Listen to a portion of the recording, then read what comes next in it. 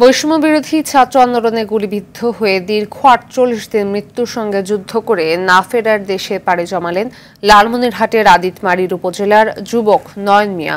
শুক্রবার Dhaka medical college হাসপাতালের আইসিইউতে তার মৃত্যু হয়। তিনি ঢাকায় একটি মোটরসাইকেল গ্যারেজে কাজ করতেন এবং যুবদলের রাজনীতির সঙ্গে যুক্ত ছিলেন। তার মৃত্যুতে শিশু সন্তানকে নিয়ে দিশেহারা হয়ে পড়েছেন স্ত্রী। লালমনিরহাট সংবাদদাতার প্রতিবেদন জানাচ্ছেন নাদিরা সুলতানা।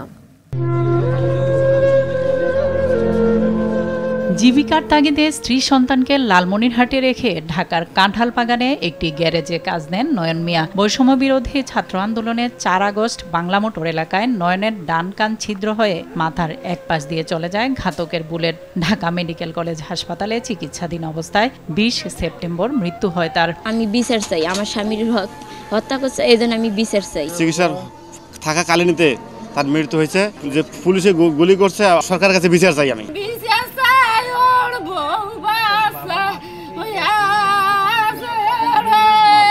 যারা যেখানে নিহত হয়েছে, আহত হয়েছে, তারা আমাদের সকলের সন্তান, তারাই জাতির সন্তান। নয়নের মৃত্যুতে শোকের ছায়া নেমে এসেছে আদিতমারী উপজেলার দক্ষিণ গোবদা গ্রামে। দুদফা জানাজা শেষে নিজ গ্রামে চিরনিদ্রায় শায়িত হন এই বীর। সরকারিভাবে আমরা অবশ্যই সহযোগিতার সুযোগ আছে। ইতিমধ্যে আমরা আমাদের কাছে প্রাথমিকভাবে একটা তালিকা চেয়েছি, আমরা সেই তালিকা পাঠিয়েছি। এই তালিকাটি আমাদের কাছে ছিল না, নতুন করে আবার তালিকা নিয়েছি এবং সরকারিভাবে যে সিদ্ধান্ত আছে সেই সিদ্ধান্ত শহীদ পরিবারের যে সহায়তা সেটি আমরা যথাযথভাবে পৌঁছায় দিব। পরিবারের দায়িত্ব নেওয়ার পাশাপাশি আইনি পদক্ষেপে সহযোগিতার কথা জানান স্থানীয় বিএনপি নেতা। যে আবেগ দিয়ে, যে দেশাত্মবোধ দিয়ে যে এই স্বাধীনতাটা আমাদের এনে দিল, সেই স্বাধীনতা তখনই আমাদের মূল্যায়ন হবে যদি আমরা সেই বৈষম্যহীন সমাজ আমরা প্রতিষ্ঠা করতে পারি। দেশকে স্বৈরাচার মুক্ত করতে জীবন দিয়েছেন নয়ন। তাকে হত্যার বিচারের দাবি জানিয়েছেন পরিবার ও এলাকাবাসী।